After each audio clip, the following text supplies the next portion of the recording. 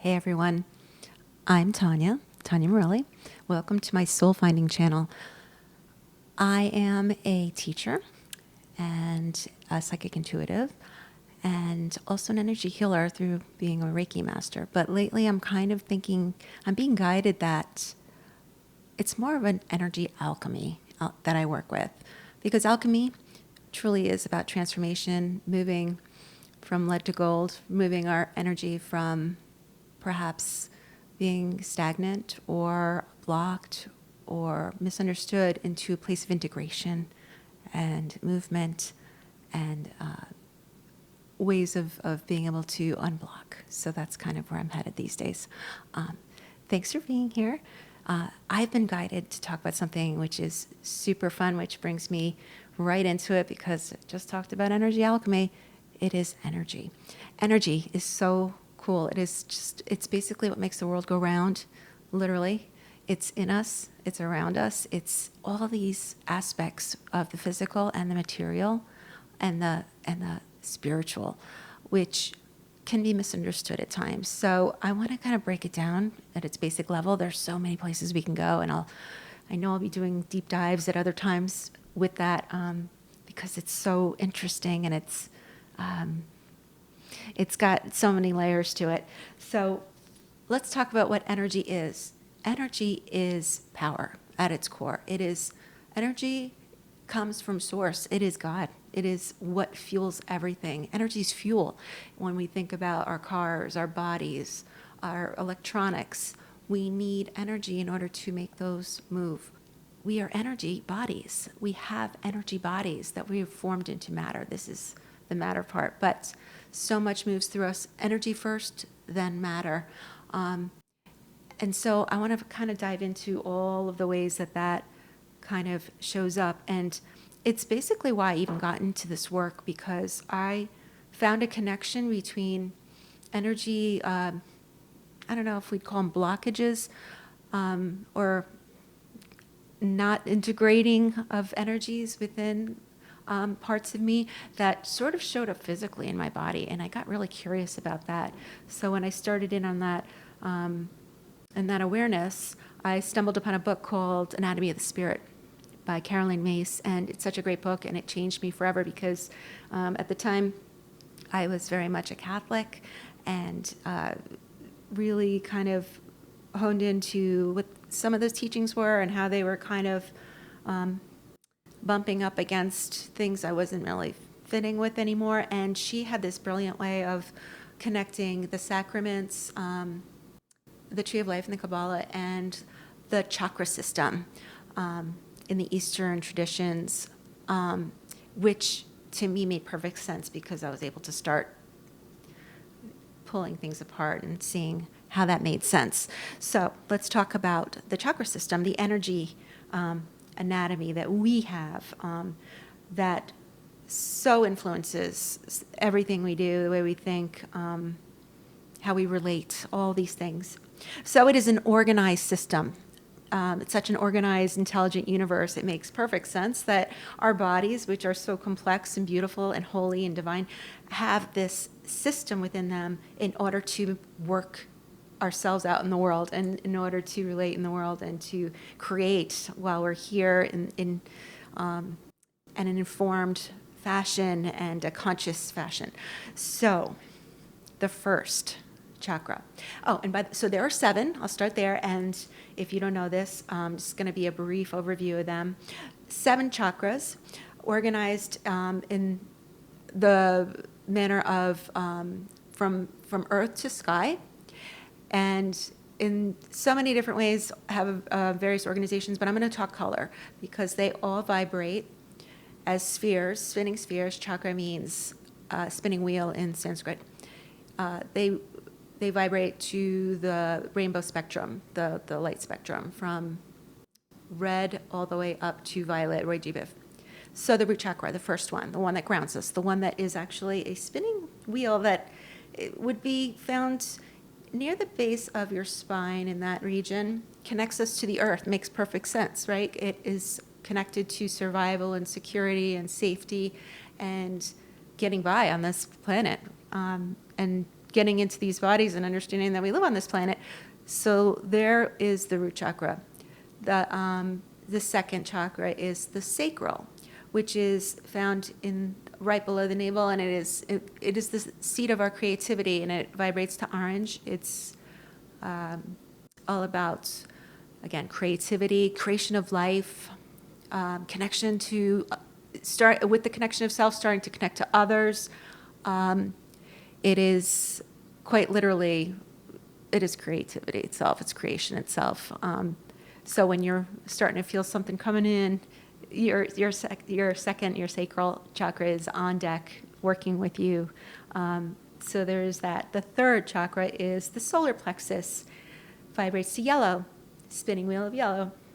And this is our seat of power, our sovereignty, our sense of self, boundaries. Now that we've kind of established ourselves on the earth and we're kind of establishing our creative self and maybe connecting with others, we have this place where we need to hold some boundaries, otherwise you can't give it all away. And this is the solar plexus, so it's right below the diaphragm, I'd put it, and what I see where it is energetically and what it's been taught as. This is really important. Third chakra that connects us to the lower understanding of self until we get to the heart, which is here, obviously, in the heart, vibrates to green. This is the bridge. This is the bridge between lower and upper, lower realms, upper realms, quote unquote. It is the receptor for love. It is the giver. So it's the receiver and the giver. It is what is often very difficult to unblock when we've kind of had disappointments or difficulties in life, that it can cause a little bit of a problem with our chakra movement, our system, when this one kind of has some issues there. So we can talk about that in a minute. But our beautiful heart center is green and moves us into our upper realm, which is the next one, the fifth, which is the throat chakra. And the throat chakra is the beginnings of awareness of divine communication. It is how we speak, how we hear. It connects to the ears as well. Reception of what it is that we're getting from the divine that we need to speak in terms of making intentions and our ideas and communication to ourselves and of course, to others. So that is the fifth, and that one is blue, a light blue, turquoisey kind of blue. Next comes our third eye. That is the sixth chakra, our pineal gland area, center of the head. This one vibrates to indigo. It is where, again, we're receiving from the divine, and we're seeing with that, we're perceiving with that, perhaps not with our physical eyes, but with our inner eyes, our inner seeing. That's where clairvoyance comes from, understanding symbols and imagination, where things create from imagination, self, energy first, then matter. It all starts in this divine center. And finally, lastly, the seventh chakra, which is the crown chakra. And this is where consciousness pours into us, the receptacle for communication with the divine, the downloads, the awarenesses that finally will trickle through and become translated through our energy system, through our senses, through this holy, wonderful map within us that helps us. And they are all, each center, as I spoke to earlier, is associated with organ systems. It is how our body moves. It's how our cells, all who are so conscious and intelligent, all communicate. And so if there are some issues going on emotionally, psychologically, in our energy, they kind of wind up getting a little discombobulated, would be one way to put it. And that was how I started to discover that, because earlier in my life, I had migraines. I found them to be quite debilitating, and my mother had them, which I understand there's hereditary, and then there are things going on in your own life. And so much of what I've studied over the years as a little detective of the psyche is that migraines are really an interesting force because they are neurological. They are not simply just a headache that comes and goes. It shuts down the system in a lot of ways. It is a nervous system fry out is what I would describe it as. And it's like everything has to be shut down and quiet. You need dark, you and those of you that have had them, you know what that is. And what I started to know is that I was definitely receiving a lot that I was not paying attention to as far as just the downloads. I was too busy running around, looking outside of me, although I was religious, spiritual, meditative in certain senses. I was not grounded into myself, and my energy centers were kind of suffering in the sense that I was not paying attention and seeing where things were just not lining up well for me. So with Anatomy of the Spirit, I was able to kind of start making some connections. And I don't know if this is something you can relate to, where I thought to myself, wow, wait a minute, something's going on here. And I can't always pinpoint it. I can't say it's because I ate this or I did that. It would come on, I believe, at a time where I just would hit a critical mass, and my body, my spirit were saying to me, my soul was like, you need to take a break. So quite literally, I did that, and I would, in the quiet, ask, what is going on? And I asked myself that, I asked my spirit, I said, what is happening? And I would get messages, which was so fascinating. They would say, I heard one that I'll never forget, and it was, you need to live by your own authority. And I thought, what the heck does that mean? I don't know. And I kind of went on taking care of my kids, my little ones, and doing all the things. But I started paying much more attention to that, because the energy never lies. And that is something, once I realized that the energy never lies, whether it is in your body or if it's in the room around you or if it's in something someone is saying to you, energy doesn't lie. It just doesn't. We might misinterpret it, we might not quite understand it, or we might rationalize it, but it never lies. And my body, and through many ways, has told me what is going on, and I've had to kind of really start looking at it. And so let's talk about that. Let's talk about how and by the way, this is not any kind of medical advice or any kind of, that's my disclaimer. I am no doctor. I am not anything close to that. I'm not a medical intuitive, although I can definitely tap into parts of that in the energy system of people and myself. But it is worthy of looking at if this is something that resonates with you. If it doesn't, leave it behind. But I will say, once you start paying attention to energy within your own bodies, you start to really gain some ground in terms of your empowerment and your own energy system, and how your own levels will change. Because does this sound familiar? Oh, I'm so tired, even though I've done all of the right things. I'm eating well, I'm exercising, I'm getting my sleep, but I am just exhausted. Energy. Something is leaking. Something is not grounding you into that source, which is where we really need to tap into for that abundance of energy. Perhaps it's that there's so many ways it can show up, and I can relate to many of them. Hand up in the air. I used to really kind of move into other people's space too often as a rogue rescuer, or if you're kind of codependent, meaning like you get so used to thinking about managing the room and being that shapeshifter that your energy gets depleted. That's the kind of thing that is very, very accurately an energy leak. It is something that is definitely, it's manageable, but until you realize it's happening and that you have control over it, it can be really hard to deal with. Want to talk about what are ways that we can connect in and ground ourselves into the earth, but also connect into that source. Meditation is something that it's funny because when you think of meditation, it's like there's so many forms of it. You can do meditations while you're baking, or while you're cooking, or while you're walking, or and those are great. And guided meditations, I love those as well.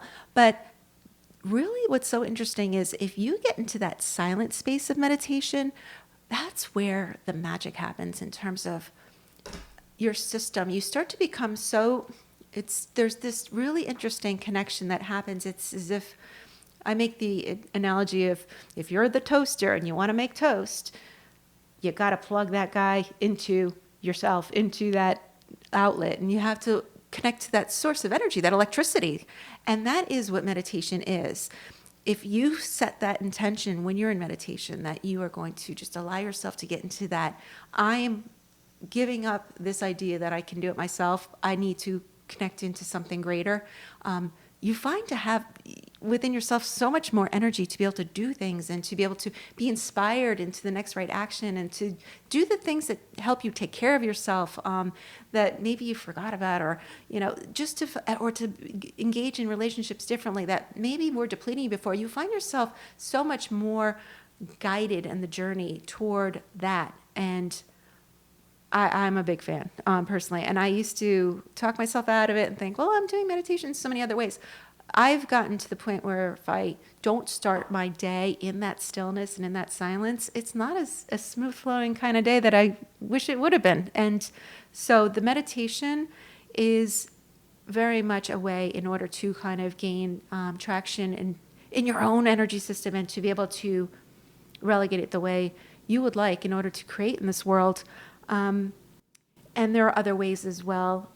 So let's talk about Reiki, for example, as an energy modality of, because that's something that I was also drawn into, because energy is something that we can help other people with as a conduit of sorts.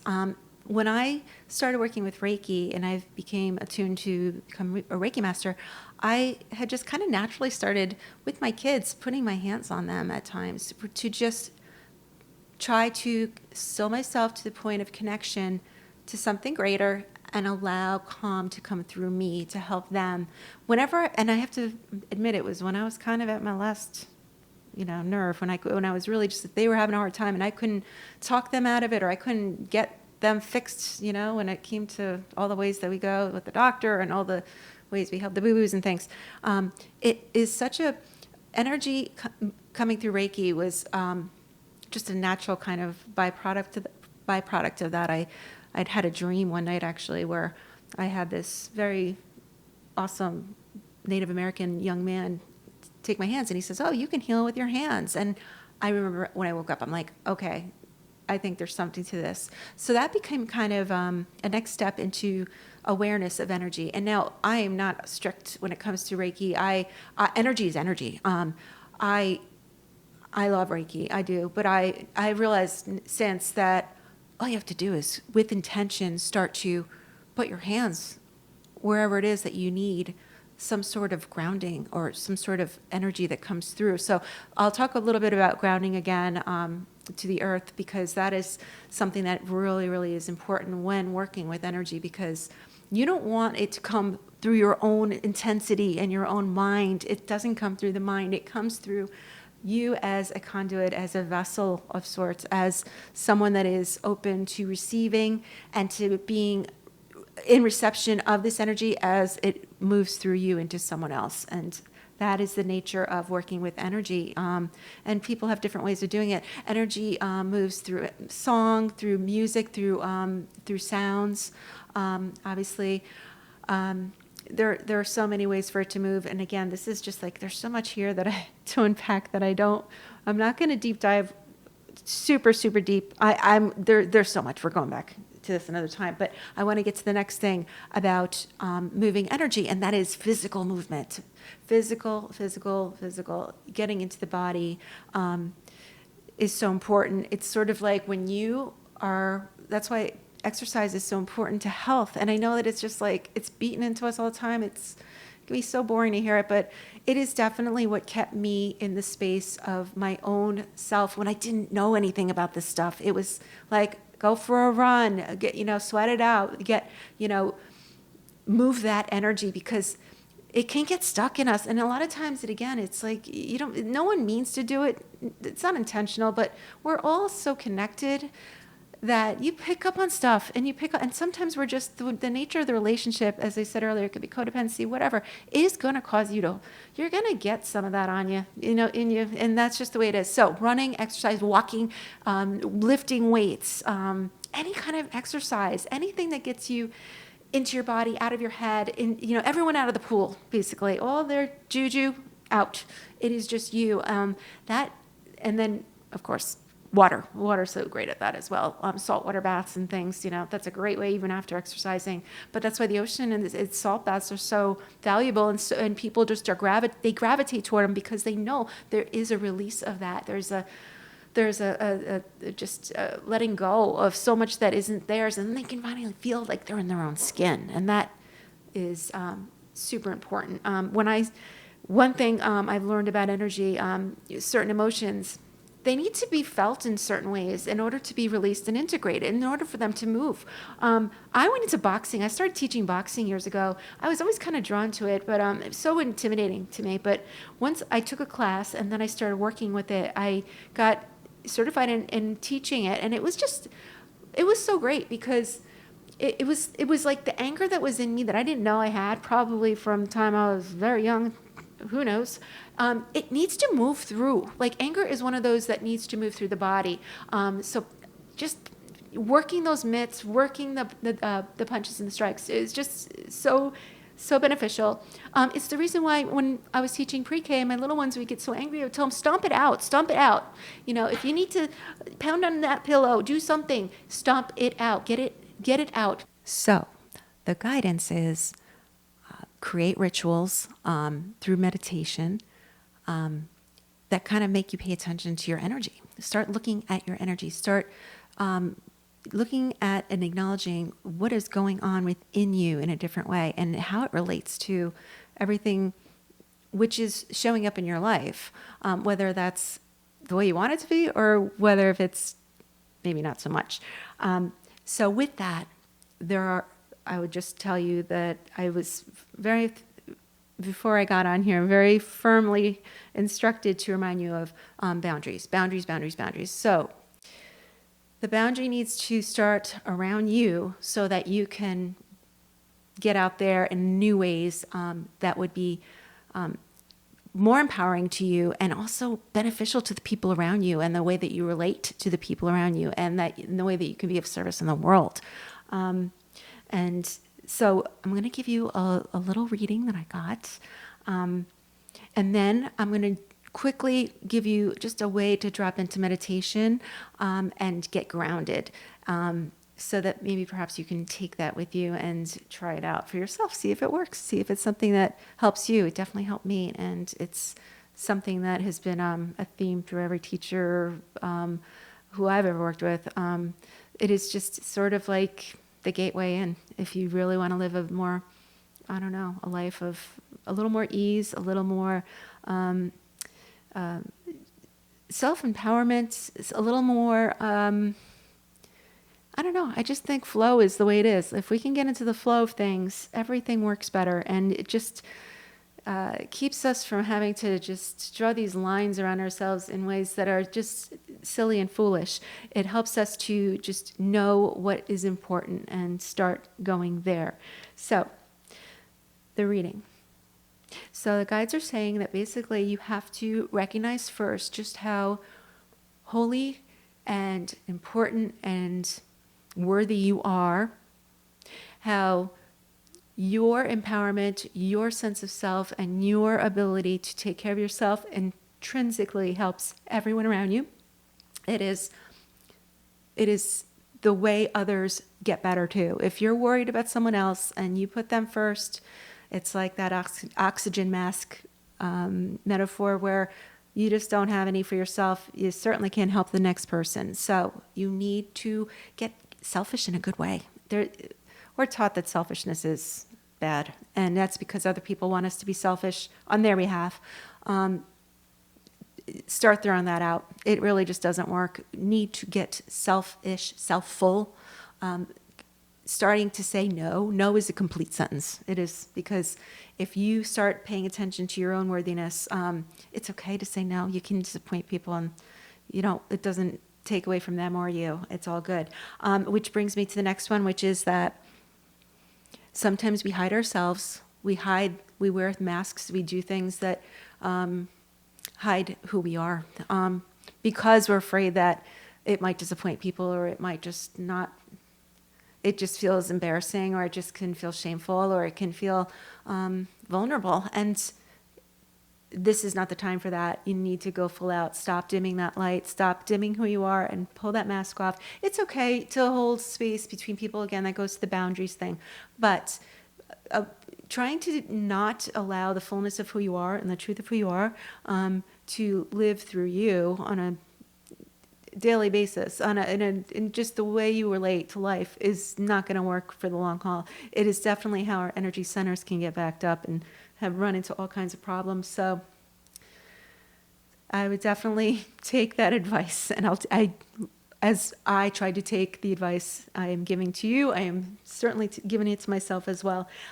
With that, so when you start to kind of drop the masks, then you start to hear, you start to know, you start to connect differently, you start to recognize that there's something going on, that you have a place in it, and that you're kind of being guided to, you're such a big part of this web of humanity, and every creature on this planet, and all the life on this planet, and the beauty of this beautiful, beautiful planet.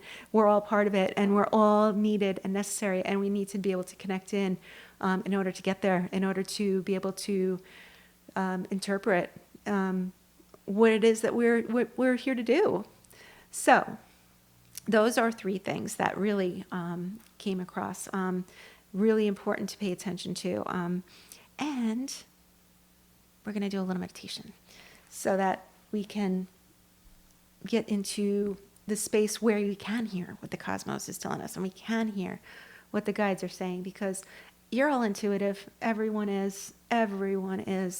We can kid ourselves that we're not, but that really just leads to kind of the wheel of suffering, as they say in Buddhism. And there's so much information, we don't have to do that to ourselves. Okay, so here we go.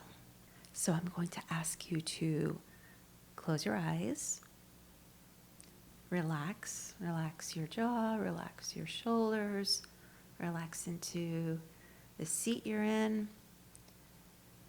Or if you're laying down, just go ahead and relax into the couch or the bed, wherever you are. Relax. Breathe in through the nose. Release your breath. And I want you to start imagining that from your hips and from your feet, from your lower chakras that we talked about, you're going to create roots that go down, down, down, down, down through the floor, into the earth, further, further down, moving. For as long as it takes, allow the roots to grow to the core of the earth, the center of the earth, the beautiful Mother Earth. And you're going to anchor them, connecting into the beautiful Mother Earth and allowing her to hold you. And as you do that, as you breathe, you're going to breathe in beautiful, beautiful golden light. It's coming in through the room. It's coming in through your crown chakra. It's coming in through your energy field around you that holds you. The energy is coming through, and you are breathing it in. And you're allowing it to take with it anything that you don't need anymore. You're going to let it go through those roots, through your grounding to the center of the earth, to the Mother, where she will recycle it and take care of it for you. And you're going to keep breathing and allowing that light to do its work.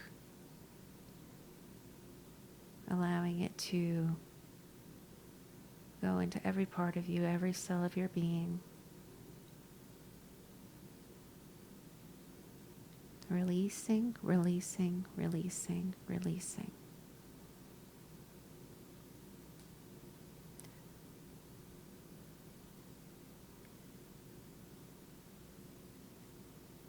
And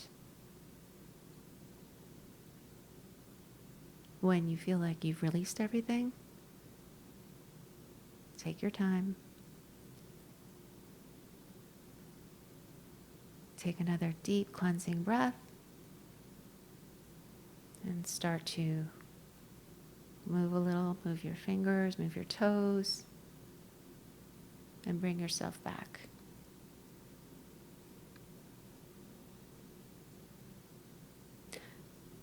That is really it, guys. That's it. You don't have to do much to start. There are so many meditations out there. There are so many good guided meditations. There are so many beautiful different videos even that you can find with music that will help you get into that state. Finding a way to ground and intend to stay grounded. Use the intention that you, throughout the day, will go to your grounding, and you can quickly visualize those roots again and allow and just release. I do it. I say, I'm just releasing whatever isn't mine. Releasing, releasing. And I'm going to allow in that beautiful golden Christ-like consciousness that is just here for us. Beautiful, loving consciousness that wants to fill us and help us to realign ourselves in our energy system, and wants to be part of our energetic and auric field, which is something we'll get into another time. There are so many places to go here.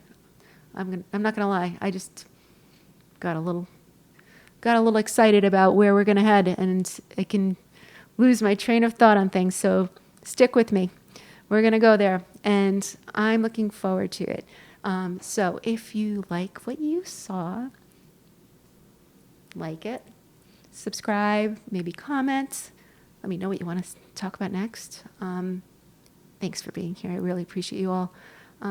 I hope you're paying attention to your energy, because, you have one life that's yours to live, and there's so much here for you to do. I know it, and you know it. So let's get there and go. All right. Bye, guys.